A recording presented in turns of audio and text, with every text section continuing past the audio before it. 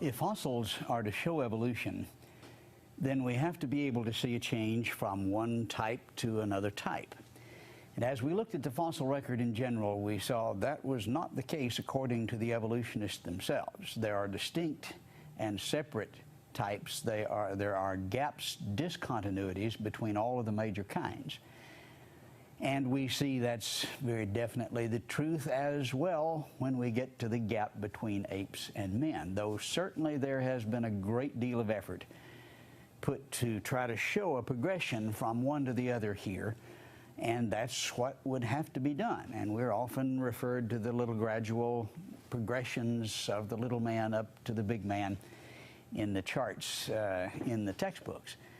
We want to look at that evidence and see if there is such a progression, but before we do, let's look at what I'll refer to as the gap before the main gap, and that's the one leading up to the apes. Notice the statement by Donald Johanson, the discoverer of Lucy, one of the more famous ape men, so-called. He says, at any rate, modern gorillas and orangs and chimpanzees spring out of nowhere, as it were.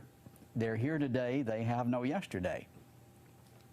He says, this is not a situation where you show something leading up to the apes, but instead you see the gap before you get to it, and that's typical. Often we're told that when we talk about this that we misrepresent when we say that evolutionists believe that we came from the apes, because evolutionists don't believe that they believe they came from a common ancestor, not an ape.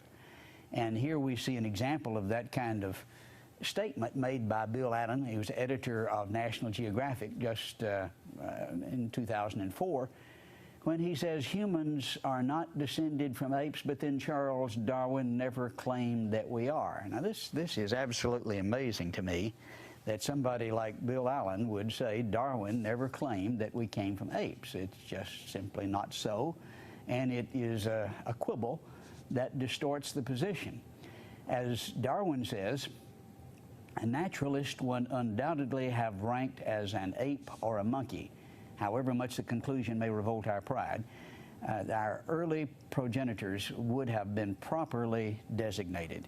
So we came from apes, according to Charles Darwin. It's a quibble to say that we don't. Now, of course, it wasn't a modern ape, but he was definitely an ape, according to the evolutionists. Ernst Houghton of Harvard wrote the book Up from the Ape. He was head of the anthropology department at Harvard, and from that title, you get a pretty good idea of what he thought on the subject, but notice his comments. If we are descended from apes, our remote ancestors ought to look their part. You may not be willing to admit that you resemble an ape, but as you trace back the genealogical lines, you will have to admit that somewhere in your family tree there squats an ape. Here's head of the anthropology department at Harvard. I think he believes we came from apes, and he's not unique. And editor of National Geographic notwithstanding, this is certainly what is taught. But this individual who believes that an ape squats in your family tree goes on to make a very interesting statement. He says, to attempt to restore the soft parts, as in contrast to the hard parts, which he's been talking about, difficult to know. To attempt to restore the soft parts is even more hazardous undertaking. The lips, the eyes, the nasal tip leave no clues on the underlying bony parts. Now, if you watch some of the TV programs, they can just take a glance at the bones and they know exactly what the person looked like. Well, you can learn a lot from the bones, but you can't learn what the lips and the eyes and the ears and the nasal tip look like from the bones, and that is what leaves the major impression. And certainly when you are restoring these so-called ape men, you can make them look very apish if you change the lips, the eyes, the ears, the nasal tip, and so forth, which is certainly what is done, and we'll document that. He says you can with equal facility model on a Neanderthaloid skull the features of a chimpanzee or the lineaments of a philosopher. Now, most philosophers that I know, some of them look a little strange, but I think you can tell the difference between them and a chimpanzee. But you can model the same thing, either of the two, from the same skull.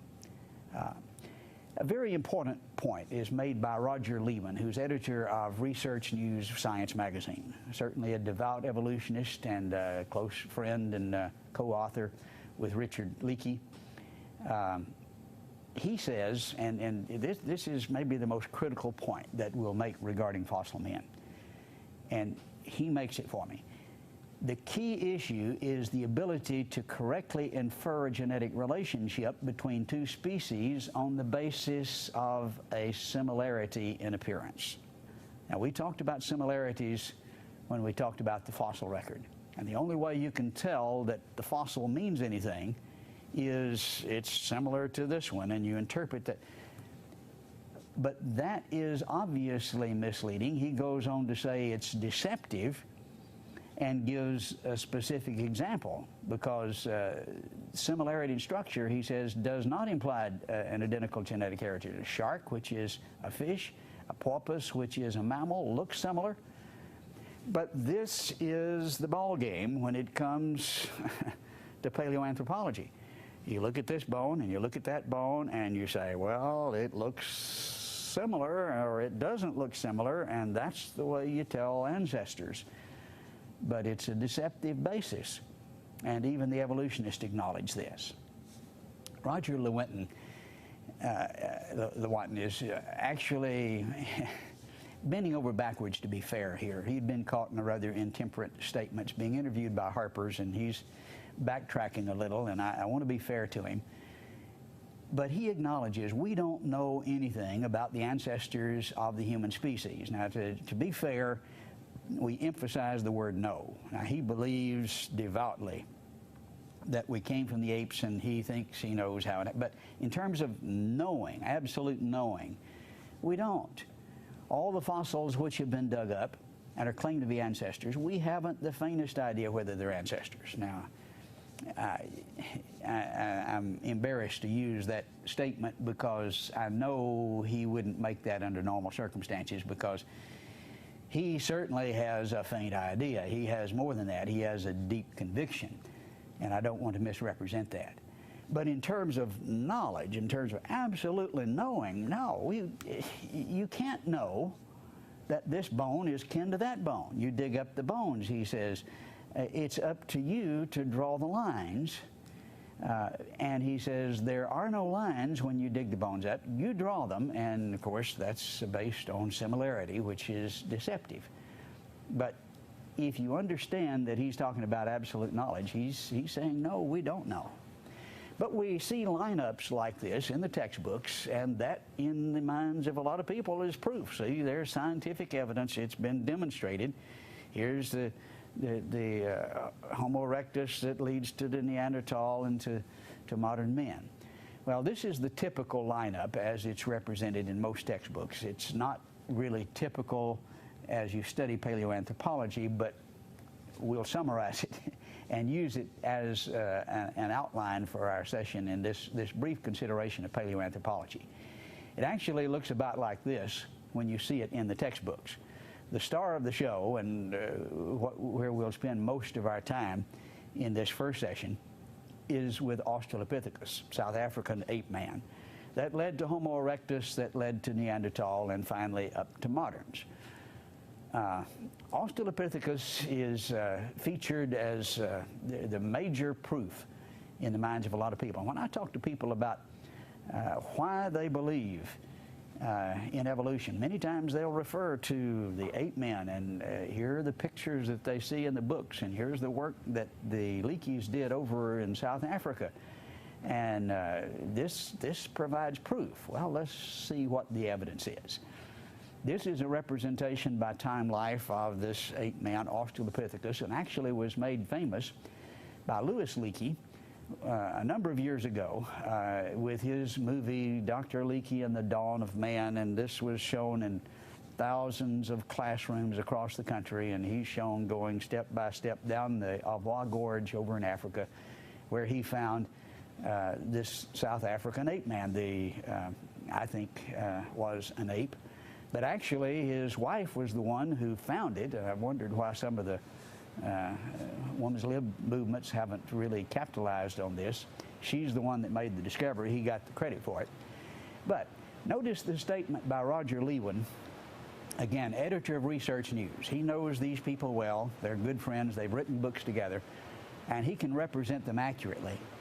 He says Richard and his parents, Louis and Mary, have held to a view of human origins for nearly half a century now, that the line of true man has a separate ancestry that goes back millions and millions of years. He doesn't believe one led from the other. They are separate as far back as he's been able to see, and he sees no connection as far back as he's been able to look.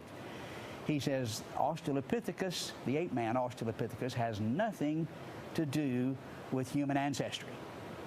And of course, you've seen this in National Geographic or in your earth science textbook. Don't hold your breath.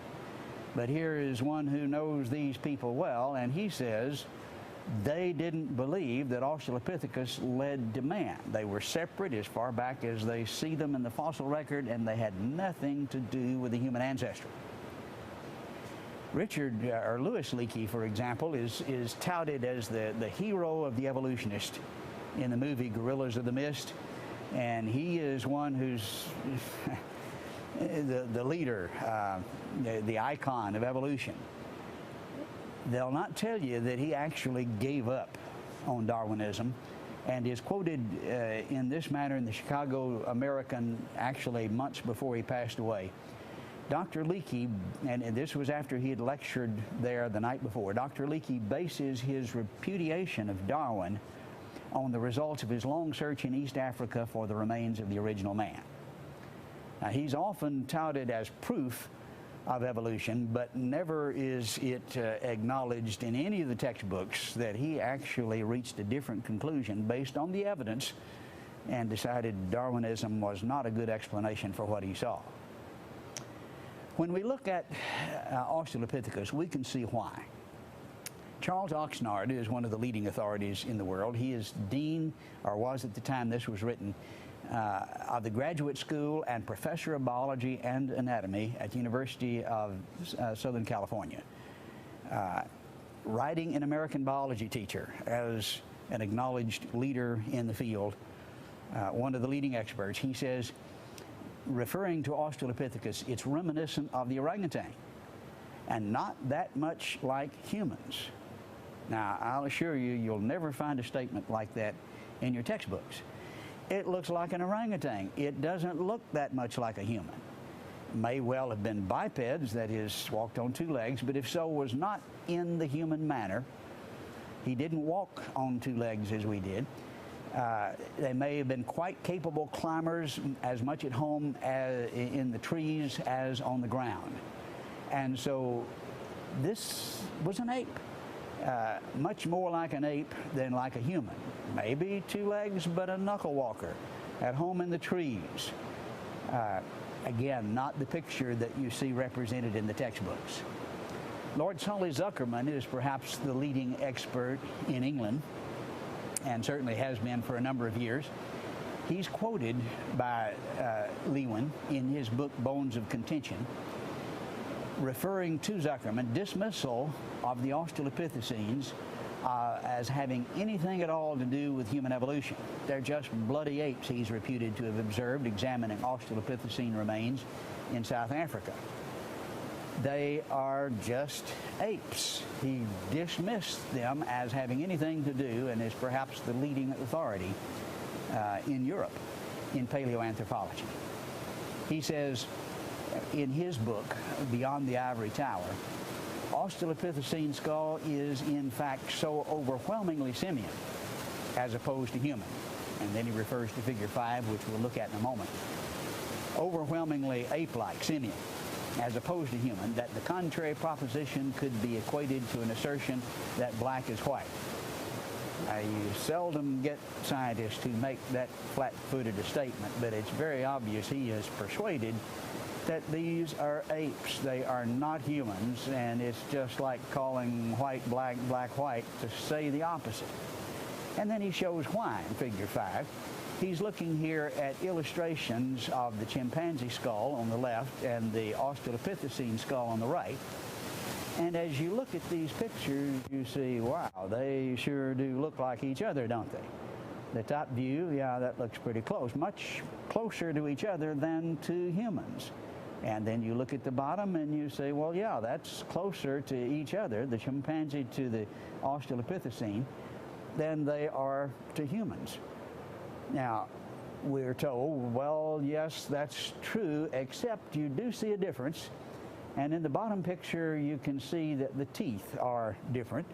You see the large canine tooth with the chimpanzee, the diastema, the gap that it fits into, which is not the case with the Australopithecine. It's more like the human U-shaped dental arcade. And so that makes the man, the fact that his teeth are different. What they do leave out is that the Galata baboon, which is 100% ape, has teeth just like this.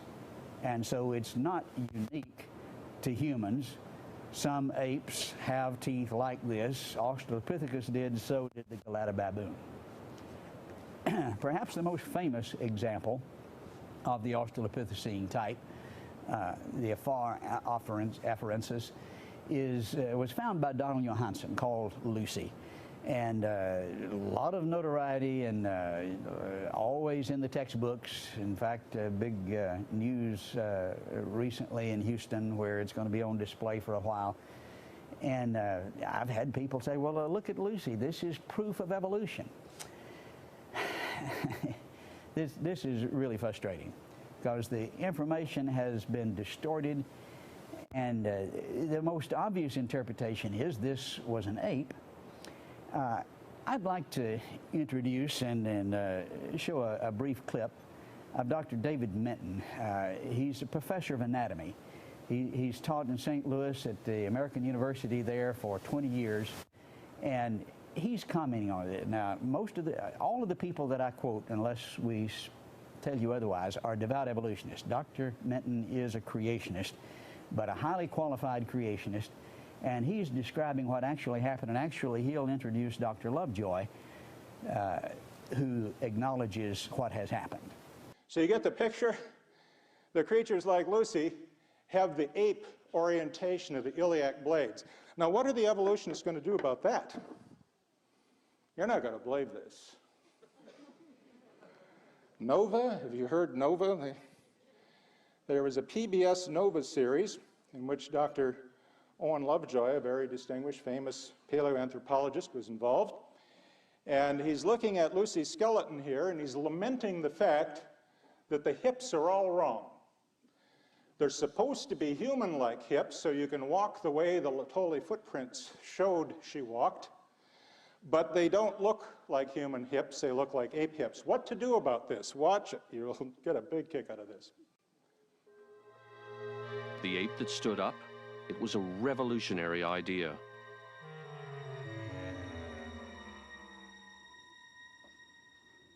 We needed Owen Lovejoy's expertise again, because the evidence wasn't quite adding up. The knee looked human, but the shape of her hip didn't. Superficially, her hip resembled a chimpanzee's, which meant that Lucy couldn't possibly have walked like a modern human.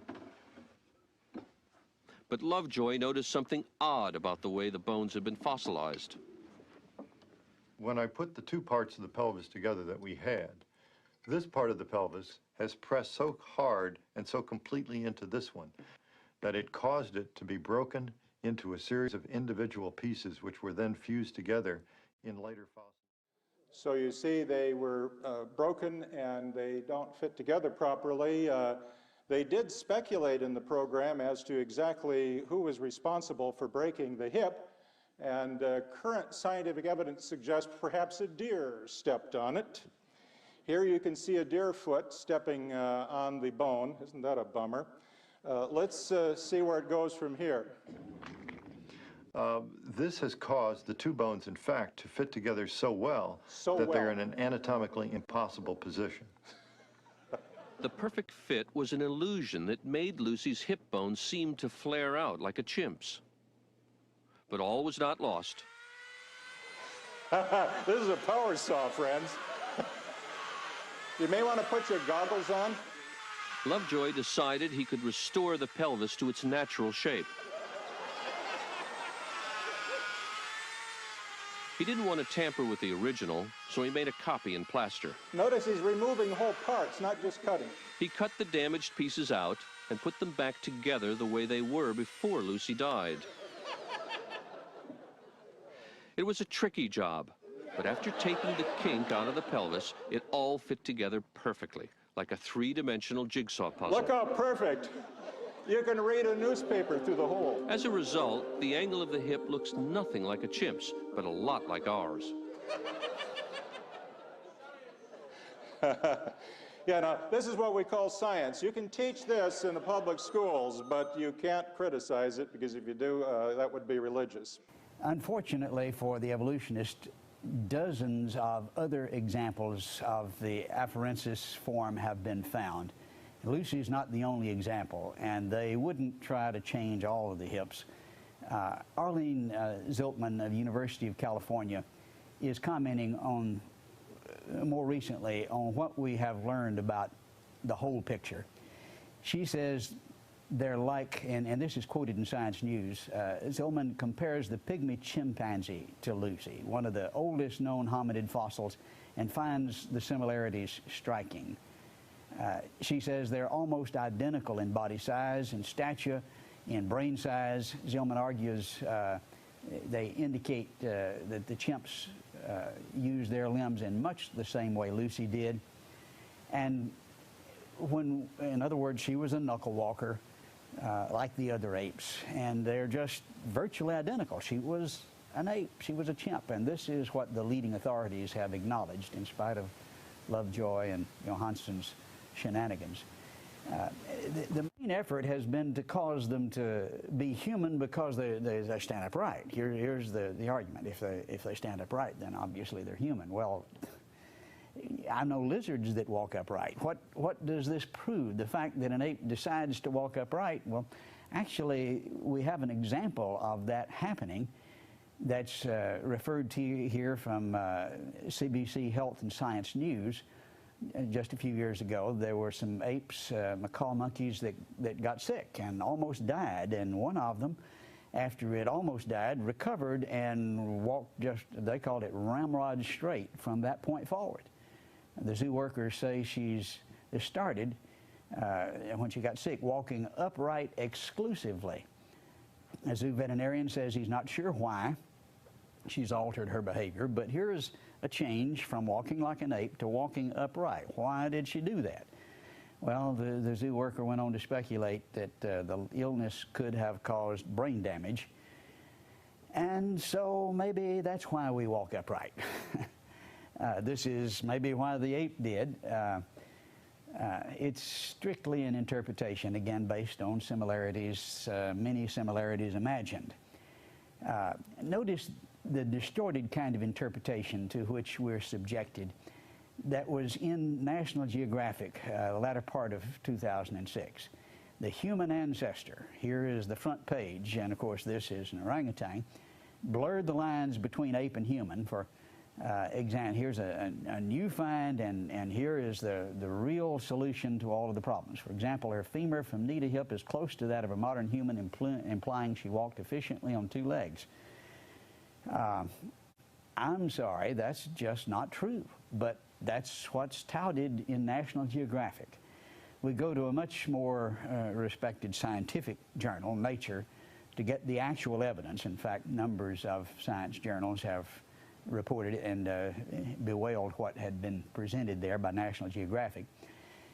Here's the description in Nature by the authors who found it and who described it. Incisors are larger, their overall morphology is similar to that of juvenile apes. The gorilla-like scapula and long curved manual phalanges, that's the fingers, the scapula is the collarbone, raise new questions, and the collarbone is especially significant because it bears the weight for knuckle walkers. The shape of the scapula resembles the scapula of juvenile and adult gorillas. Now that the scapula of the species can be examined in full for the first time, it's unexpected to find the strongest similarities with the gorilla. The similarities are not with humans, they're with the gorillas, especially the areas that are diagnostic of the way they walked. weight-bearing and terrestrial knuckle walking is what's implied by the similarities that are found. And then it goes on to make an amazing statement. These Australopith specimens can be accommodated within the range of intraspecific variation of African apes.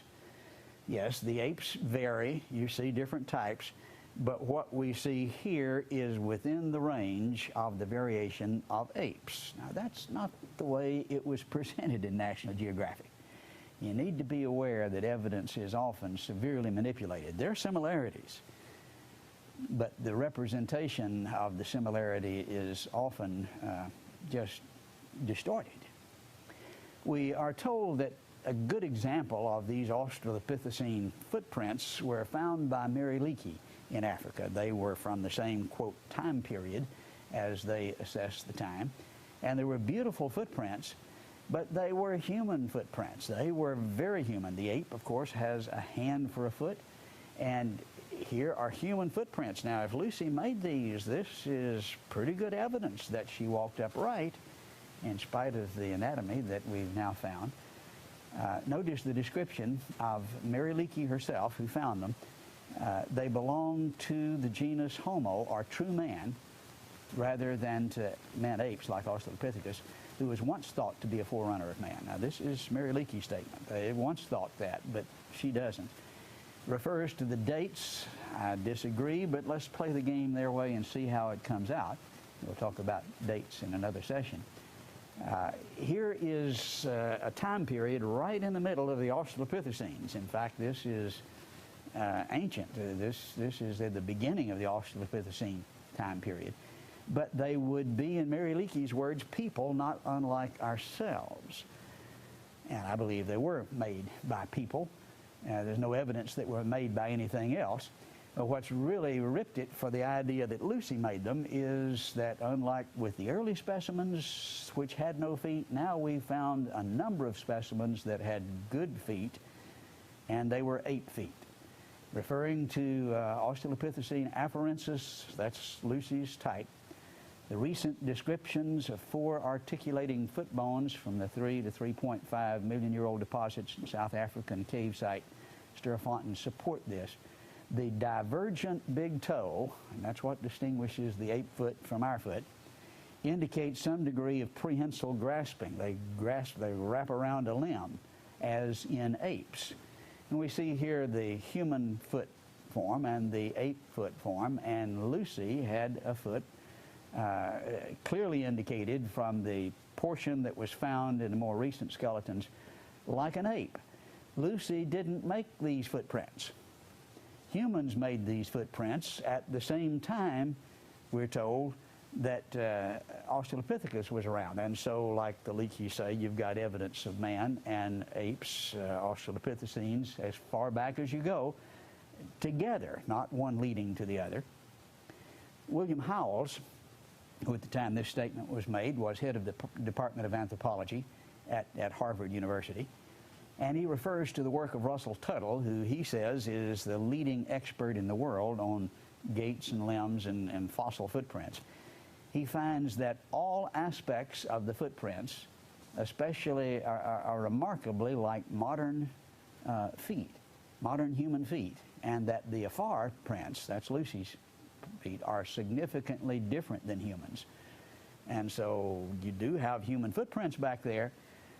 That's not helping the evolutionist. These critters are supposed to have led to man, but you've got human footprints back there with them, and then their feet were significantly different. Howells goes on to say the pelvis was by no means modern, in spite of Lovejoy's jerry-rigging with the power saw, nor were the feet.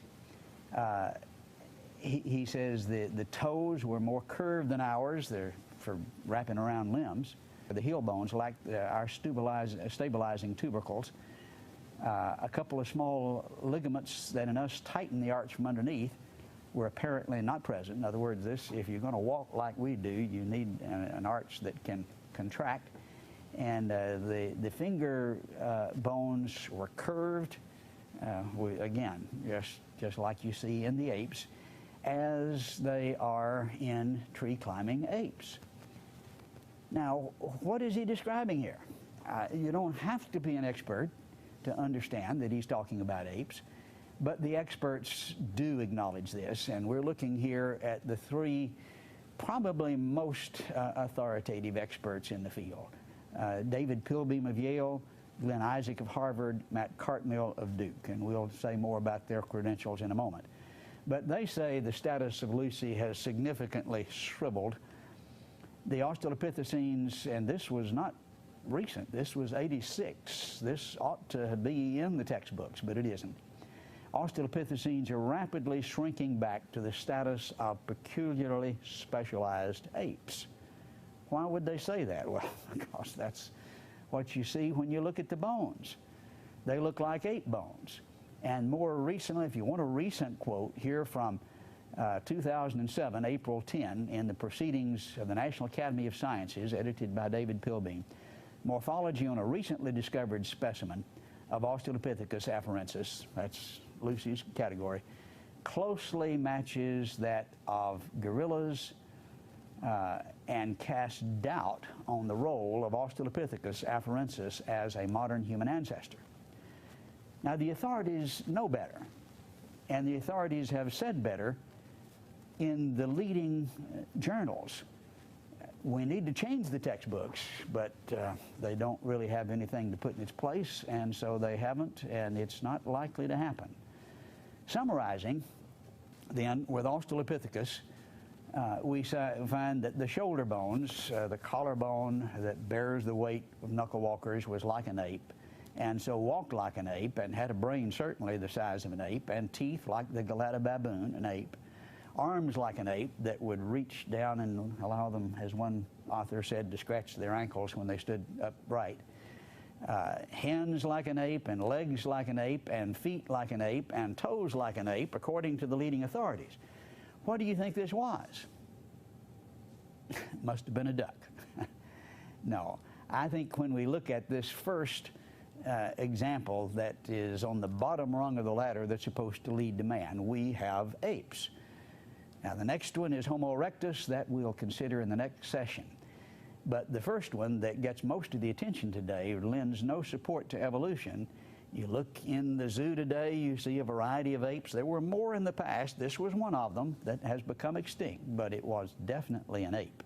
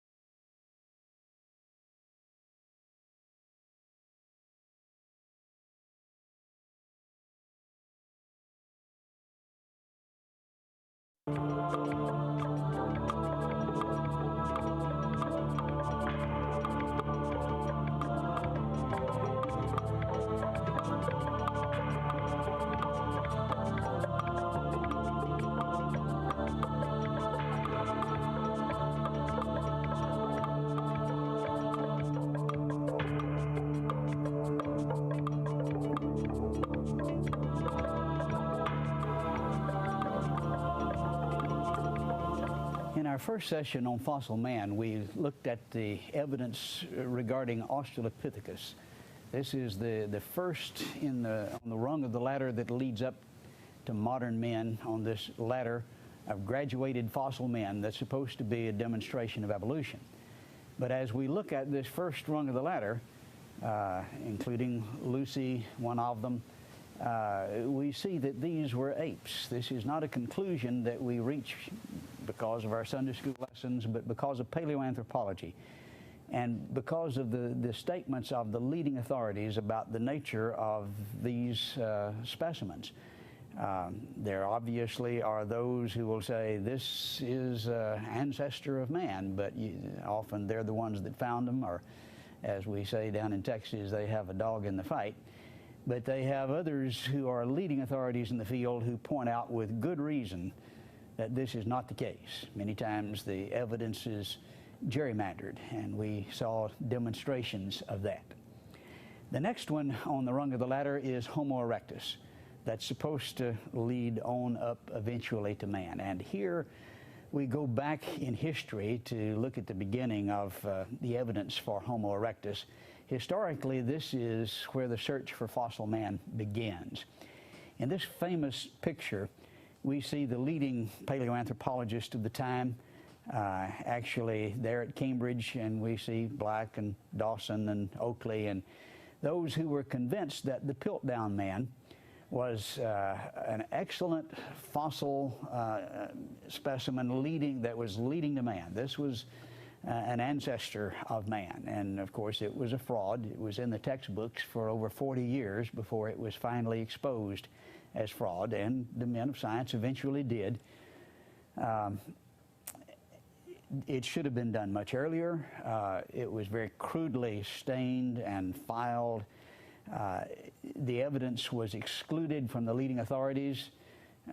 Louis Leakey complained bitterly that while he was a student there at Cambridge, the bones were there and he was not allowed to examine them like these famous men did, who were willing to line up and agree that this was a fossil man.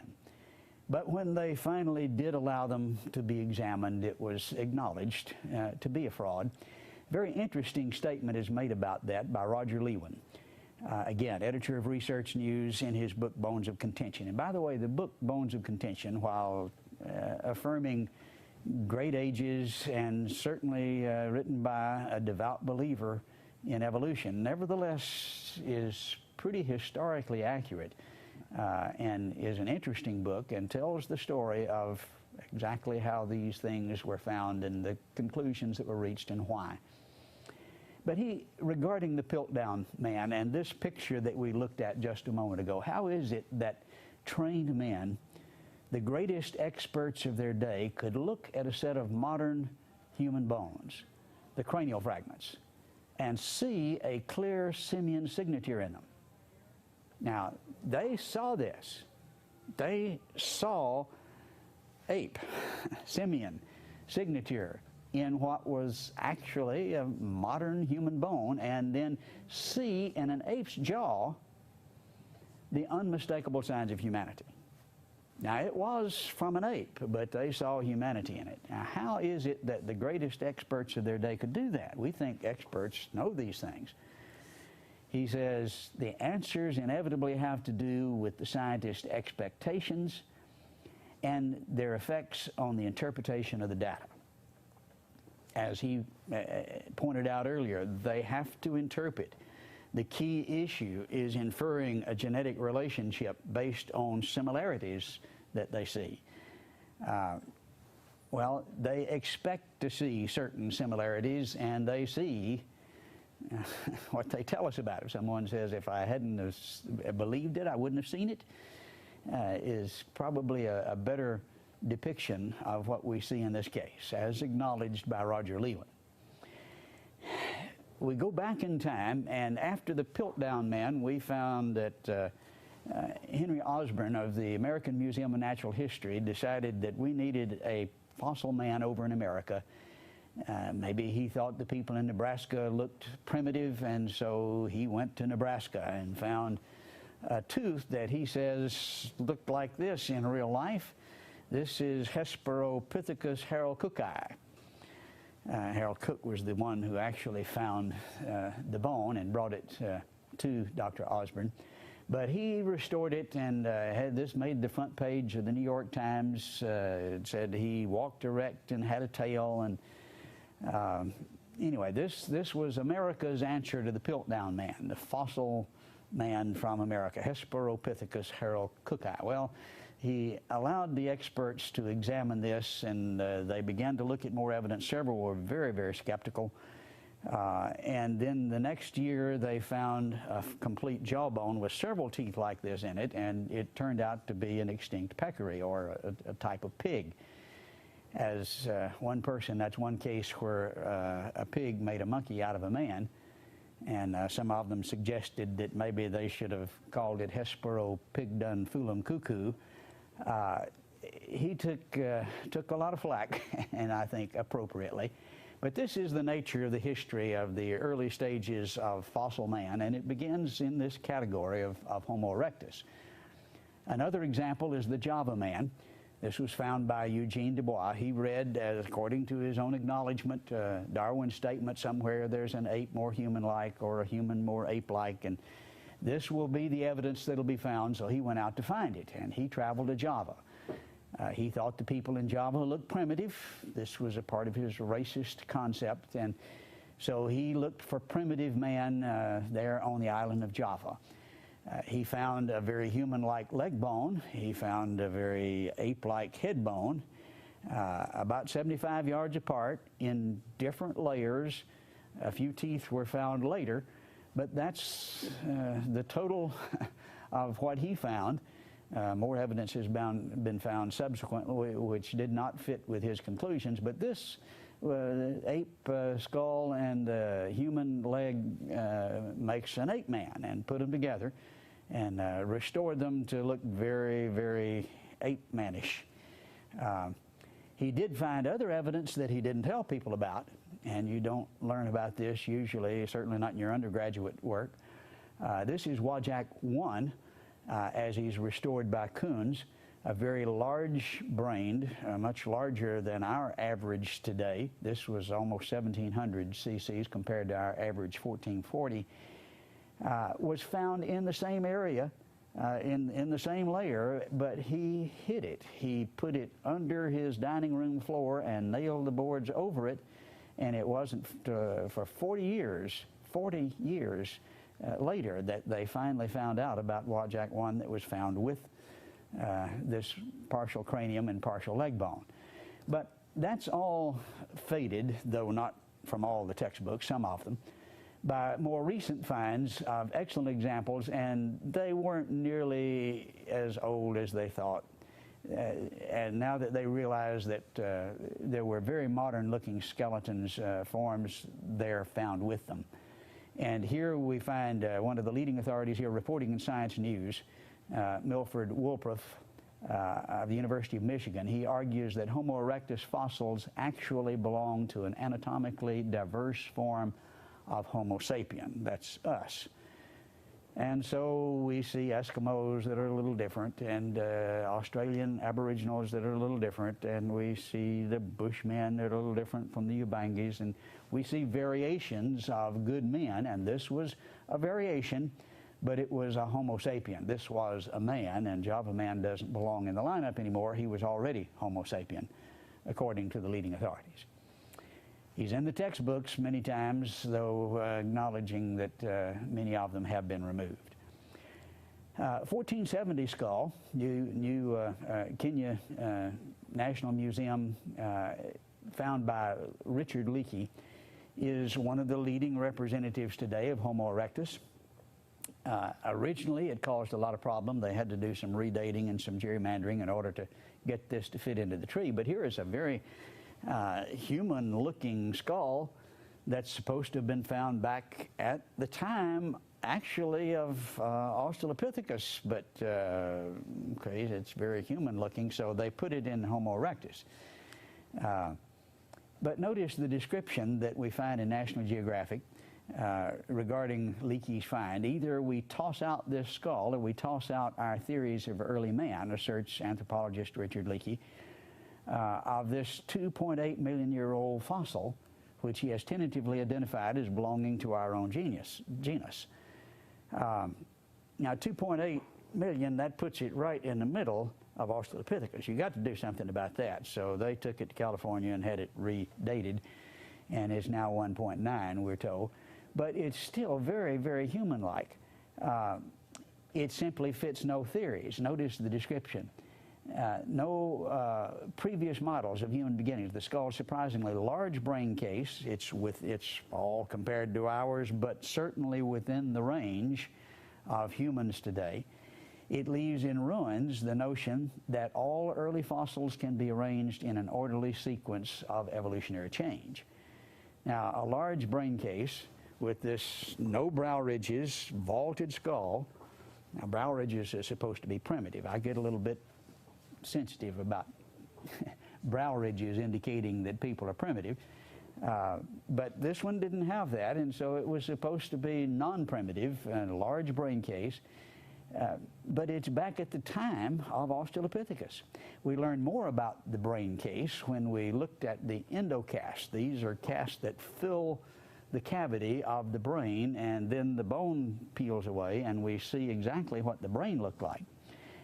Here's some pictures of those endocasts that tell us give excellent evidence for exactly what the brain looked like. Dean Falk is one of the experts in studying this, and he says this is not Homo habilis. Homo habilis is very ape-like. That's used to be touted as leading to man, but when they found the more complete specimen with the huge arms, actually much longer arms than most apes have, and very small brain case, they have relegated this to the category of apes at this point.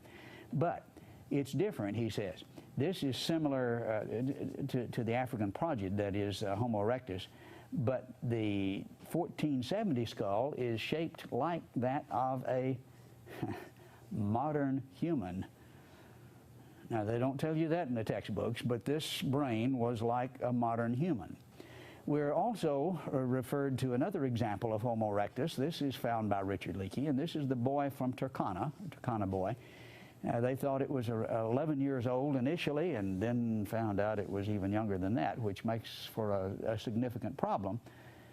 Notice again from National Geographic, the boy from Turkana was surprisingly large compared with modern boys his age, could well have grown to 6 feet. Leakey says the boy from it would be unnoticed in a crowd today, and then continues with this amazing statement. This combines with the previous discoveries of Homo erectus to contradict a long-held idea that humans have grown larger over the millennia. Have you heard that idea and that it's been contradicted? Well, if you've got a boy that is 5'6" and is 9 years old, it doesn't sound very small to me. In fact, that's larger than the boys that we have today.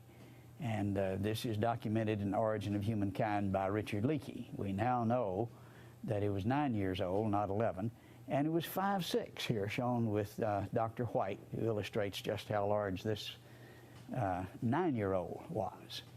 Other problems have been found with Homo erectus. The specimen Howells goes on to say, with a date of about 4.4 million, and he's talking here about another specimen that sometimes called 271, Kanapi man, and it's from the area of Kanapi.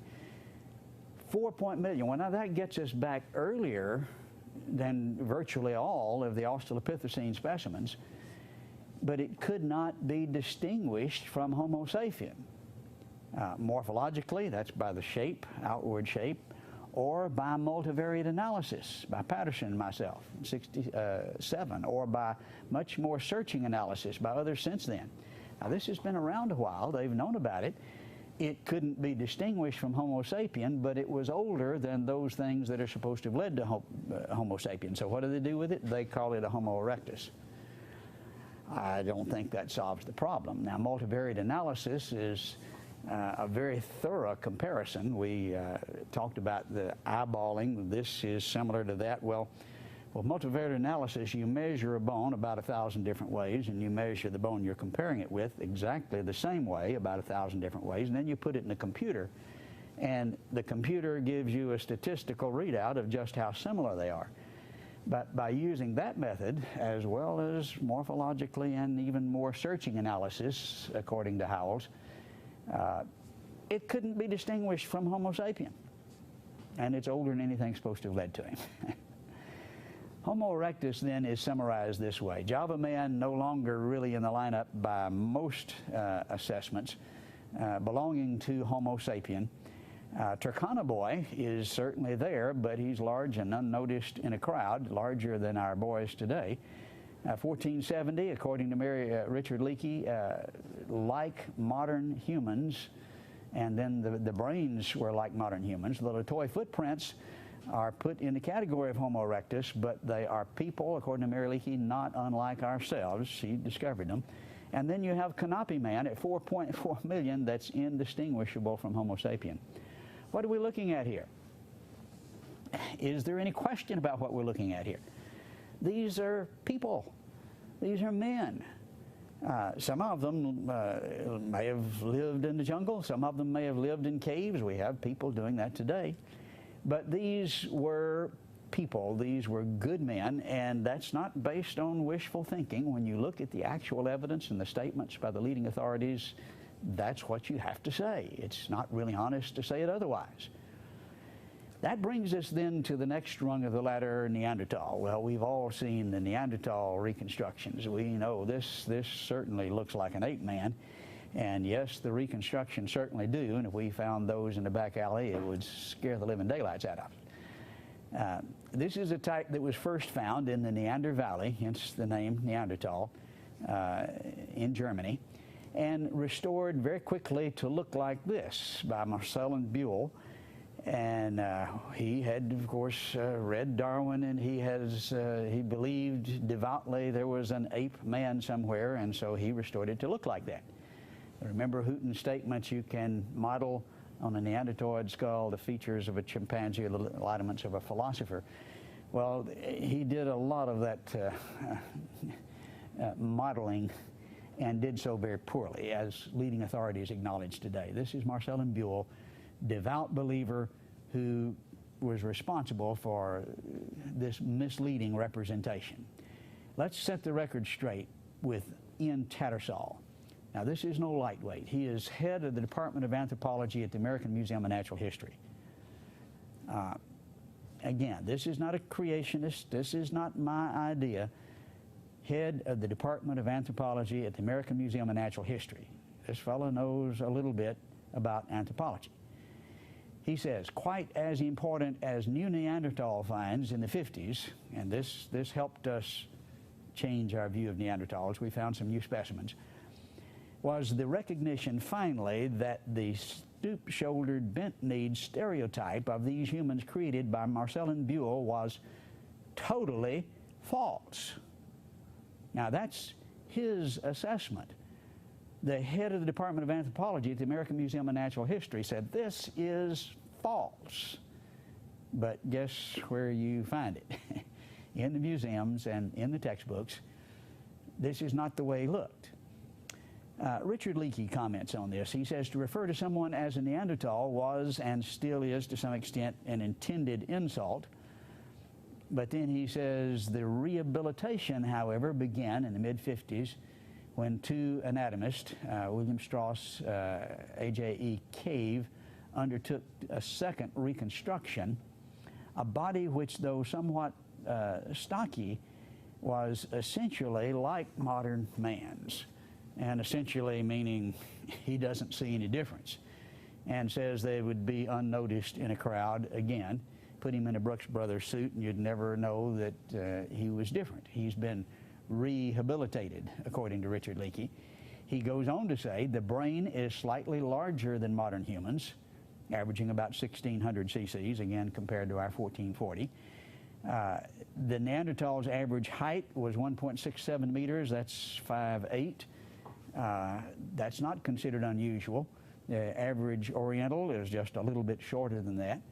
And so well within the range of variation that we see today, not unique, and is unquestionably, Richard Leakey says, Homo sapien. That's us. That's modern man. Interesting that Coons attempted two different restorations from the same Neanderthal skull, neither one looking like the typical Neanderthal skull. But here we see a rather philosophical-looking face on the left, and then maybe somebody that belongs on Mad Magazine on the right, but both of them from the same Neanderthal skull. Matt Cartmill, that we introduced earlier, claiming he was a leading authority, he is president of the American Association of Physical Anthropology. Again, these are not lightweights. I tend to think the Neanderthals, had fully human language. After all, they had larger brains than those of most modern humans. They made elegant stone tools. They knew how to use them. These were people making tools very much like the American Indians made tools. This is an example of some of their handiwork, a flute that was reported on in Science and Scientific American that has exactly the same scale that we do, the do-re-mi scale that we have today. They were musical. And they were religious, according to Richard Leakey. He speaks of the tomb that they found that was buried with flowers and with specific arrangements indicating a kind of burial ceremony. He says the arrangement of flowers was not random. They were carefully placed around the body, a concern for the fate of the humans and the ritual burial. They speak of a deep feeling for the spiritual quality of life. This doesn't sound like the Neanderthal that I was taught about. Again, problems after problems. Another one showed up in Israel, and here's Bar Yosef of the Peabody Museum at Harvard, who found a number of Neanderthal skulls in caves up on Mount Carmel in Israel. But the problem was the modern preceded the Homo sapien in Neanderthals at Mount Carmel. The results have shaken the traditional evolutionary scenario, producing more questions than answers. Well, if you find the Neanderthals in a higher stratum that's covered by travertine, the moderns were lower. Yes, more questions than answers. Certainly doesn't fit the view we're taught in the textbook. Many have reported that the DNA has been analyzed and they were very different according to the DNA, and some of the press did report it that way. Here from Scientific American, some of the researchers believe the data can be interpreted differently. The amount of diversity between Neanderthals and living humans is not exceptional. We see more diversity in a number of species and in humans, and they point out some of the diverse types that have sometimes been found. It's within the range of variation that we can see today. More recently, very interesting and perhaps more definitive, is the protein from Neanderthals has been sequenced, and this was from Iraq. And the team found the Neanderthal sequence was the same as modern humans. Guess what these things were? These were people. According to Richard Leakey, he was unquestionably Homo sapien. There was a ridiculous reconstruction. In fact, Howell says that Bucelin got the ankle bones on backwards. By all laws of physics, he should have fallen on his face. Fully human language. The DNA overlaps with humans. Moderns were, and the proteins were identical. The moderns were earlier. The brain was larger. They were religious and were musical.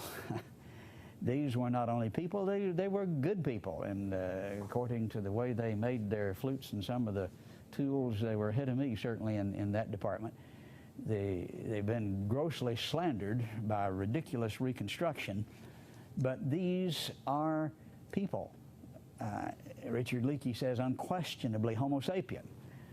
Now, this is not a Sunday school class conclusion. This is what the leading authorities document. Now, we've got apes and we've got men. And where's the evidence that moderns evolved from ancestors? Well, you can draw lines and you can line them up like the pig to the bull to the man, but that's not science. That's not good evidence. Mary Leakey made an interesting observation about some of these trees that people line up, more recently quoted by Associated Press. Since scientists can never prove, and this is what Leakey was saying, you just infer based on similarities. You can never prove a particular scenario of human evolution. Because of that, he says, all these trees of life with their branches of our ancestors, she says, that's a lot of nonsense. Well, there's good reason for her saying that. Now, she remains an evolutionist, unlike her husband, who gave up on Darwin. In fact, she commented on that, saying he was a little touched before he died. Not exactly an objective analysis of what he was saying. But she does say these trees that are in the textbook that show this kind of human evolution and in this direction, or by another authority, said it's just a lot of nonsense. It's people drawing lines, and there are no lines on the bones. We can summarize the evidence then for the proposed ancestors of man this way. You go to the zoo and you can see a variety of apes. They don't all look the same.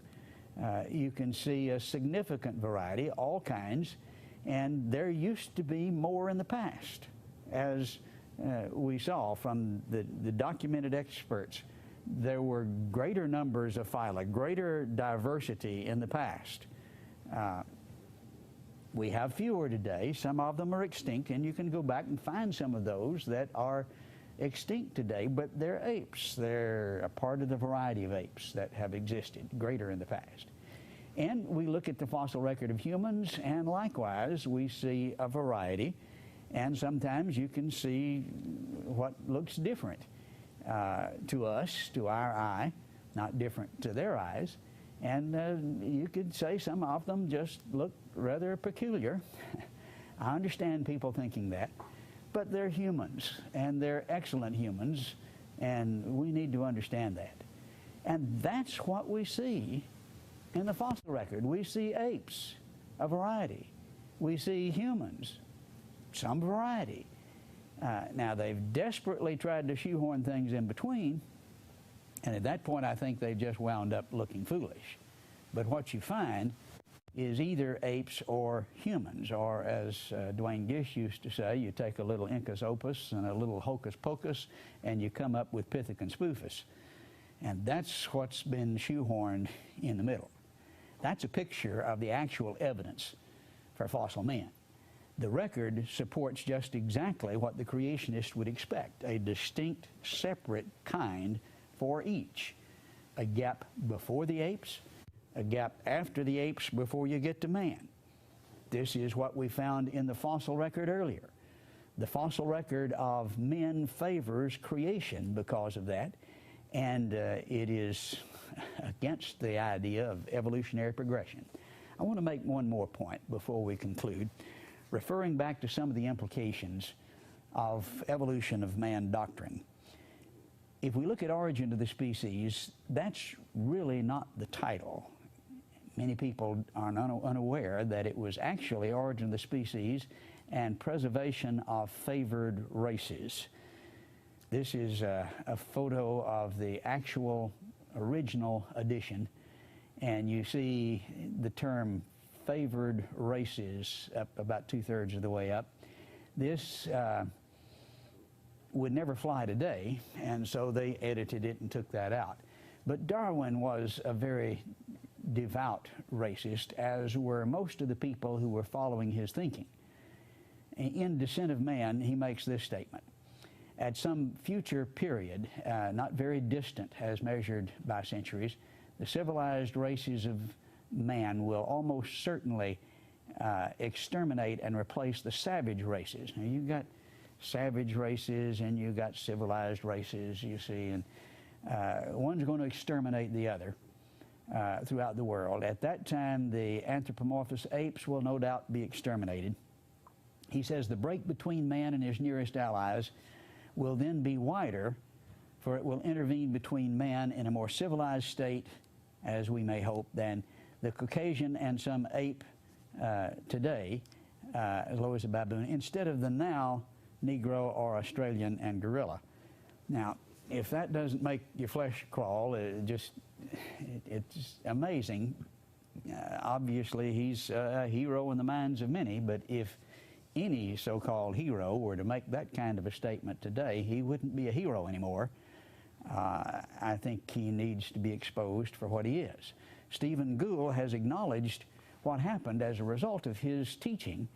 He says biological arguments for racism may have been common before 1850, but they increased by orders of magnitude following the acceptance of evolutionary theory.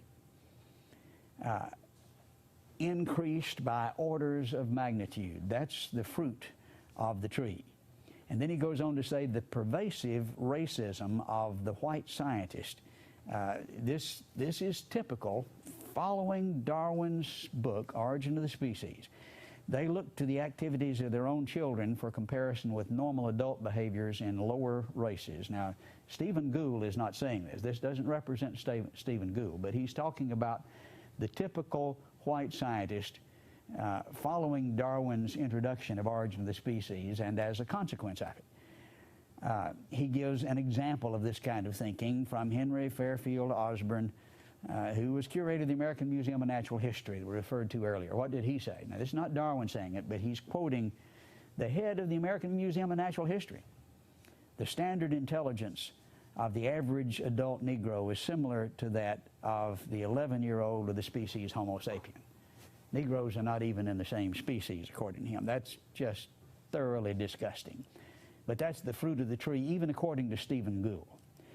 When we look at the world around us, we see differences in facial structure, in skin color, in brow ridges, in eye color, in hair color, in straight hair and curly hair, and sometimes there are suites of these variances that collect, and you get dark skin and kinky hair, though you do have people with white skin that have kinky hair.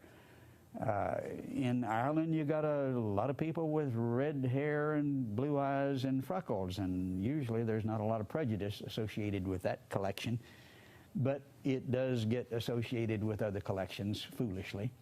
You look at these people, do you see a primitive man there? Many people will look at the fellow in the lower left-hand corner and say he looks primitive. This is Dr. Goolagong. He has a doctorate from Oxford. Now, I went to Cambridge. We talk about people from Oxford, but I assure you, this is a good man. He has excellent, well, he has an IQ higher than 90% of our audience. He's a brilliant individual. You thought he was primitive? Shame on you.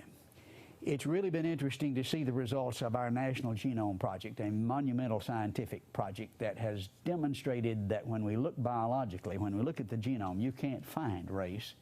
Here's a headline from the Union Tribune in San Diego: "No trace of race. Genome Project proves that nothing biological separates peoples."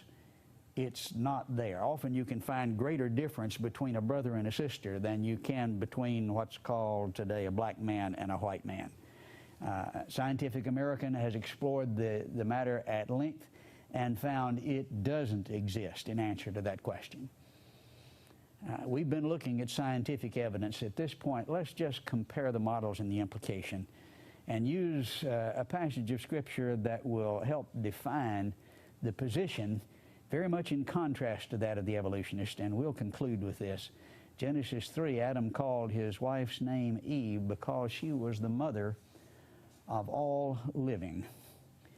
And I think that makes us all brothers. Sometimes I chide some of my black friends, you know, they talk about the brothers. I want to know why they're leaving me out.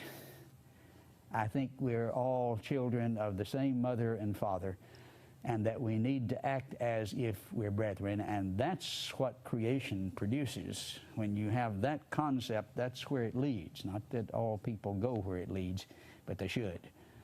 Evolution leads in a different direction.